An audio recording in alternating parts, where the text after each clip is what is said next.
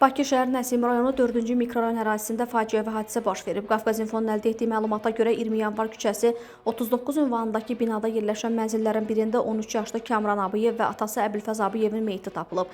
İlkin araşdırma zamanı məlum olub ki, faciəvi hadisəyə mənzilin hamam otağında quraşdırılmış su qızdırıcısı səbəb olub. Belə ki, qızdırıcıdan ayrılan qaz mənzilin otaqlarına dolub. Bu zaman 13 yaşlı Kamran və atası 53 yaşlı Əbülfəz zəhərlənərək ölüb.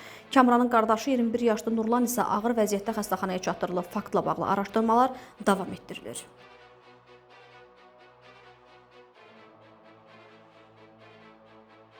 İmişli rayonunda 11-ci sinif şagirdinin Araz çayında boğulması nəticələnən bədbəxt hadisə baş verib. Hadisə axşam saatlarında Araz çayının İmişli rayonunun Rəsullu və Məhəmmədli kəndlər ərazisindən keçən hissəsində qeydə alınıb. 11-ci sinif şagirdi çaya düşüb və boğulub. Hazırda axtarışlar davam etdirilir.